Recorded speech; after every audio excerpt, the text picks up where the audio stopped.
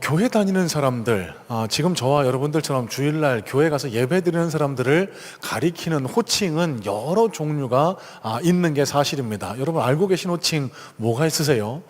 그 중에 가장 널리 알려진 일반적인 호칭은 아마 크리스천, 그리스도인이라는 호칭이 아닐까 싶습니다.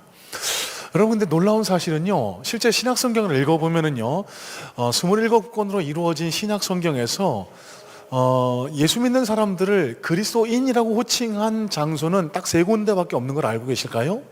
사도행전에 2번, 베드로전서에 1번, 3번밖에 크리스천, 그리스도인이라는 호칭은 등장하지 않습니다. 실제로 바울 서신서에서 예수 믿는 사람들을 호칭할 때 일반적으로 사용됐던 다른 호칭이 있는데요, 그건 바로 성도입니다. 거룩한 무리라는 뜻이겠죠. 자, 여러분, 그럼 이게 무슨 의미일까요? 저 여러분들이 자주 사용하는 크리스천, 그리스도인이라는 호칭을 성경 속에서는 그닥 중요하게 여기고 사용하고 있지 않다라는 뜻입니다. 반면에 오늘 말씀에 저와 여러분처럼 예수 믿는 사람들, 교회 다니는 사람들이 받아야만 할 아주 영광스러운 호칭이 있는데요, 그 호칭은 바로 제자라는 호칭입니다. 여러분, 오늘 설교의 제목이 무리입니까 제자입니까? 라는 제목으로 정해봤는데요, 여러분, 오늘은 두 종류의 집단이 등장해요. 방금 말씀드린 제자, 그리고 이와 정반대 대척점에 서 있는 무리라는 사람들의 집단이 등장을 합니다. 자, 이 두 집단 간의 차이는 과연 뭐고, 나는 어떤 집단에 속해야 할지를 오늘 본문 말씀을 통해서 살펴보면서 저와 여러분의 삶과 신앙의 교훈 삼기를 원하는데요. 자, 여러분, 먼저 7절 말씀 다시 한번 눈으로 살펴보도록 하겠습니다. 7절입니다. 예수께서 제자들과 함께 바다로 물러가시니 갈릴리에서 큰 무리가 따르며. 여러분, 이 말씀에 제자와 무리라는 두 단어가 등장을 하지요. 자, 먼저 말씀의 맥락을 잠깐 소개하겠습니다. 여기 학생 중고등부는 잘 모르시겠지만 우리 장년부는 저와 함께 매주일 마가복음을 공부하고 있거든요. 예수님께서 드디어 본격적인 사역을 펼치세요. 예수님이 세례도 받으시고 병자들도 고치시고 제자들을 부르시는 사역 끝에 지난주에는요, 회당에 들어가 설교하시면서 바리새인들과 다툽니다. 왜? 안식일 날 손 마른 병자를 고쳐주셨거든요. 그래서 이 바리새인들이 예수님을 죽일까 논의하는 그 과정 바로 뒤에 이어지는 장면이 오늘 본문의 장면인 겁니다. 자, 예수님께서 바닷가에 몰려가셔서 다시 말씀을 가르쳤는데 수많은 무리들이 모여들었다라고 성경은 기록을 하고 있습니다. 여러분, 얼마나 많은 무리가 어디에서 몰려왔을까? 여러분, 이해하시기 쉽게 오늘 환경에서 빗대어 말씀을 드리면은요, 제가 여기서 설교했더니 이 부천 지역에만 소문이 난 게 아니라 이 경인 지역 일대를 넘어서 저 경기도 일대까지 소문이 난 겁니다. 다들 뭔 소린가 하실 텐데, 하여튼 그렇다고 예수님의 사역이 그렇게 소문이 널리 전해졌던 거예요. 갈릴리 일대의 수많은 사람들, 아마도 한 수만 명에 이르는 사람이 아니지 않을까 성경학자들은 추정하는데요, 수많은 사람들이 예수님께 몰려들었습니다. 여러분, 무슨 일이 날까요? 서로 예수님을 만나겠다고, 예수님을 만지겠다고, 예수님께 가서 병을 고치겠다라고 막 서로 밀치고 당기고 이런 일이 벌어집니다. 마치 이태원 사태처럼 서로 이렇게 막 밀치고 당기다가 자칫 잘못하면 사람이 다치거나 죽을 수도 있는 상황이 발생한 거예요. 예수님이 말립니다. 그러지 마세요. 질서를 좀 지키세요. 말을 안 듣습니다. 그래서 예수님이 제자들에게 요청하죠. 배를 좀 준비해라. 그래서 갈릴리 바다 한가운데로 이 무리들과 좀 떨어지시기 위해서 배를 타고 떨어지셨다라는 내용이 오늘 본문에 기록된 내용의 장면이에요. 자, 여러분, 오늘 말씀을 통해서 무리와 제자가 뭐가 다른지를 한번 생각해 보세요. 오늘 말씀에 등장하는 무리, 제자 두 집단이 등장하는데 뭐가 다른가 한번 가만히 한번 생각해 보시길 바랍니다. 무리가 왜 예수님께로 왔을까요? 왜 이 많은 사람들이 예수님께 나왔을까요? 8절 말씀은 분명히 우리에게 가르쳐 줍니다. 병 고치기 위해서 왔다고요. 지극히 개인적이고 자기중심적이고 이기적인 목적을 갖고 예수님 앞에 찾아 나온 사람들, 바로 무리였습니다. 반면에 제자들은 헌신적이었습니다. 예수님을 따르려고 했던 사람들입니다. 여러분, 여기 무리들의 모습을 보세요. 예수님의 말씀을 안 들어요. 왜요? 지극히 자기중심적이거든요. 이기적이거든요. 예수님이 떨어지라고 밀지 말라고 해도 아랑곳하지 않습니다. 왜? 자기 목적을 이루기 위해서. 그게 더 중요하니까요. 그래서 제자들에게 부탁하세요. 배를 좀 준비하라고요. 여러분, 이게 예수님의 제자들과 무리가 달랐던 근본적인 차이점입니다. 자, 그러면 조금 더 자세히 제자는 어떤 사람들을 일컫는 용어인지를 우리가 한번 생각해 봤으면 좋겠어요. 제자라는 단어를 많은 분들이 이 학생이라는 단어와 혼돈하기 쉽습니다. 여기 많은 학생분들 앉아 계신데요, 학생과 제자는 다릅니다. 여러분, 학생은 어떤 존재죠? 선생님으로부터 무언가를 배우려는 사람이 학생이죠. 제자와 비슷해 보이지만 절대로 다릅니다. 학생은요, 정해진 장소, 정해진 시간에 국한해서 선생으로부터 어떤 정보와 지식을 습득하려고 하는 사람이 학생, 스튜던트입니다. 물리적인 범위가 정해져 있습니다. 제자는 어떨까요? 이 물리적 범위를 뛰어넘습니다. 자신이 스승 삼은 사람의 모든 것을 본받아서 배워 익히고자 스승님과 함께 있는 시간뿐만 아니라 스승님과 함께 있지 않는 시간에도 스승님의 말을 흉내내려고 하고 그 선생님의 그 생활을 흉내내려고 하고 그 선생님의 인격을 닮아가려고 노력하는 사람, 여러분, 이게 제자입니다. 물리적 범위를 뛰어넘는 존재가 제자다라는 것이죠. 자, 이 제자가 또 무리와 다른 점은 뭐가 있을까요? 물리적으로만 다를 뿐 아니라 정서적으로도 확연히 차이가 납니다. 여러분, 여기 무리들의 특징이 뭘까요? 자기 이해, 자기 유익을 위해서 예수님을 찾아왔지만 자기 생각과 맞지 않다? 뒤도 안 돌아보고 떠나갑니다. 내 자존심을 내려놔야 된다? 내 이해관계가 조금 상충된다? 내가 좀 소원해봐야 된다? 주저없이 예수님을 떠나갑니다. 여러분, 이 무리들이 누군지 잘 아시잖아요. 나중에 예수님을 십자가에 못 박으라고 소리쳤던 사람들이 바로 이 무리들입니다. 왜요? 자기 기대하고 너무 달랐거든요. 로마 병사에게 끌려가면 안 되거든요. 저를 붙잡혀서 매맞고 있으면 안 되거든요. 자기 생각, 자기 이해와 다르니까 주저없이 떠나가는 사람, 무리입니다. 여러분, 제자들은요, 물론 예수님의 십자가 사건 앞에 잠시 떠나가긴 했지만 예수님이 또 부르세요. 그 예수님을 위해서 목숨까지 희생하면서 끝까지 예수님을 쫓았던 사람들이 제자 아닙니까? 자, 여러분, 여기에 결정적인 차이가 있습니다. 뭐가 차이라고 생각하세요? 무리는요, 예수님의 말씀을 취사선택합니다. 내가 따를 수 있을 때만 따릅니다. 내가 받아들일 수 있는 말씀만 받아들이고 나머지는 버립니다.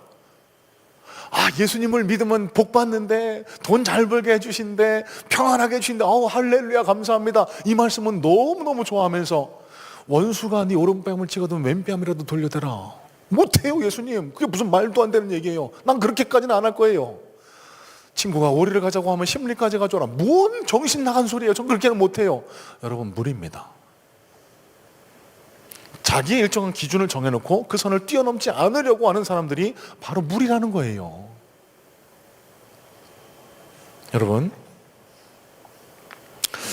그렇다고 하면은 성경이 우리에게 요구하는, 예수님께서 오늘 우리에게 요청하는 진짜 제자의 모습은 다름이 아닙니다. 물리적인 한계와 정서적인 한계를 뛰어넘어서 예수님을 닮아가려고 하는 사람, 교회에서만 예수님을 믿는 그리스도인 아니고요, 가정에 가서도, 학교에 가서도, 내가 있는 그 장소에서 예수님을 믿고 따르는 사람답게 살아가는 존재가 예수님의 제자고요, 교회에서만 예수 믿는 척, 교회에서만 그리스도인인 척, 여러분, 하나님 보시기에 우리는 제자의 모습이 아니라 무리의 모습일 수도 있지 않을까. 또 하나님의 말씀을 지켜 행하려고 노력하고 갈등하고 부딪히고 애쓰는 것, 여러분, 이게 제자된 모습입니다. 이런 맥락에서 여러분들께 한 가지 질문을 해볼게요. 여러분, 예수 믿는 게 쉬우세요? 어려우세요? 어렵죠? 뭐라고 했어요? 예수 믿는 게 쉬우실까요? 어려우실까요? 너무너무 어려워요, 목사님. 예, 잘 믿고 계신 겁니다. 예수를 믿는 건 쉽지 않습니다. 예수를 믿으려면요, 제자가 되려면요, 세상과 부딪혀야 합니다. 내 생각과 맞지 않는 말씀도 내 삶에 녹아내려고 몸부림을 치게 됩니다. 그러면서 내 주변에 있는 사람과 갈등도 겪게 돼요. 예수를 믿으면서 주변 사람들과 관계가 끊어지고 자꾸만 갈등도 일어나고 자꾸만 내 삶에 무엇인가 손해보는 게 나타난다. 여러분, 예수님의 이름으로 여러분을 격려하고 위로하고 축복하기를 소망합니다. 잘 믿고 계신 겁니다. 예수 믿는 게 너무너무 쉬워요. 주일날 잠깐 예배만 왔다 가면 마음이 너무 편안해요. 여러분, 지금 여러분의 신앙은 하나님 보시기에 제자로 인정받지 못할 만한 신앙일 수 있다는 사실을 한번 떠올려 보시기를 권면해 드려요. 목사님, 온 가족 축제주일이라고 해서 재밌는 거 많다고 해서 왔는데 설교가 너무너무 무섭고 무겁고 어려워요. 여러분, 그렇게 생각하지 마시고요. 오늘 딱 이 한 말씀만 여러분 묵상하시고 고민하시고 한번 녹여보시길 바라요. 하나님 보시기에 나는 무리의 신앙을 가진 자인가? 아니면 예수님이 인정하시기에 제자로 인정받을 만한 신앙을 가지고 있나? 한 말씀만 좀 살펴보고 설교를 정리하려고 합니다. 우리 함께 읽진 않았지만 저 뒤에 14절 말씀 한번 눈으로 보실래요? 14절 말씀에 이런 말씀이 기록됩니다. 이에 12를 세우셨으니 이는 자기와 함께 있게 하시고 또 보내사 전도도 하며. 자, 여러분, 이 말씀을 영어 성경인 NIV 성경을 살펴보니까요, 이렇게 기록되어 있습니다. He appointed 12, designating them apostles that they might be with him and that might send them out to preach. 자, 여러분, 이게 무슨 뜻일까요? 예수 그리스도의 제자로 살아갈 수 있는 방법, 구체적인 모습에 대해서 예수님이 가르쳐주고 계신 거예요. 자, 여러분, 제가 짚어드릴 대목은 딱 하나입니다. 예수님의 제자가 되는 것 많은 분들이 착각하고 계세요. 많은 분들이 혼돈하고 계세요. 예수님이 우리를 왜, 무엇하기 위해서 부르셨다고요? 함께 있기 위해서. 그 뒤에 보내서 전도도 하게 하려고, 그건 뒤의 일입니다. 여러분, 이 순서를 잘 기억하셔야 돼요. 많은 분들이 착각하세요. 혼돈하세요. 예수 잘 믿으려면 헌금도 많이 해야 되고, 나가서 전도도 해야 되고, 행복 축제라니까 내 옆에 계신 분들 꼭 데려와야 되고. 여러분, 그건 두 번째 일입니다. 제일 먼저 해야 될 일은 예수님과 함께 있는 것이 우선돼야 돼요. 어느 교회에 오늘 같은 주일이었나 봐요. 학생들하고 함께 예배를 드리는데요, 예배가 참 지루했나 봅니다. 저처럼요. 이 학생들이 꾸벅꾸벅 졸더니 마지막에 목사님이, 저도 이따 할 겁니다, 이 손을 들고 축도하잖아요. 그러니까 예배를 평소에 잘 드리지 않던 한 친구가 옆에 친구 옆으로 푹 찌르면서 이렇게 물어봅니다. 야, 목사님 뭐 하는 거야? 그랬더니, 야, 그것도 몰라? 설교를 잘 못했으니까 벌 받는 거지.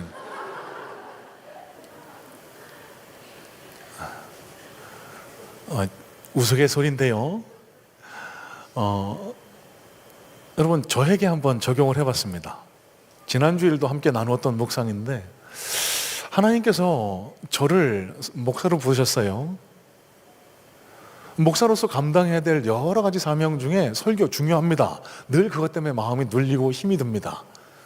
여러분, 그렇다고 주일날 설교 잘했다고 하나님이 저를 칭찬하시고 설교가 조금 부족했다라고 하면 하나님이 저를 벌 주시고 막 윽박지르고 그러실까요? 아니요. 아무리 설교를 잘해도요, 제가 그토록 소망하는, 제가 막 입을 벌려서 설교만 하면 많은 분들이 막 울고 웃고 막 감동받고, 아무리 그래도요, 예수님과 함께 있는 예수님의 제자됨이 밑바탕에 깔려있지 않으면요, 그 설교는요, 마치 앵무새 지저귀는 소리, 괭다리를 울리는 소리와 다를 바가 하나도 없을 겁니다. 하나님께서 저를 목사로 부르신 가장 첫 번째 목적은요, 저를 통해서 무언가를 이루려고 하시는 것보다 예수님과 함께 동행하는 것, 예수님과 함께 있는 것, 예수님과 함께 늘 동행하는 것, 이게 제일 첫 번째 목적이라는 사실을 깨닫고 얼마나 하나님 앞에 돌이키고 감사하고 제 자신을 회개했는지 모릅니다. 여러분, 이런 맥락에서 여러분들께 묻습니다. 여러분들은 지금 저와 여러분을 부르신 예수 그리스도와 함께 언제나 동행하고 계실까요? 무리인가 제자인가라는 이 주제에 대해서 아마도 가장 유명한 책을 쓴 사람은 미국의 목사 카일 아이들먼이 아닐까.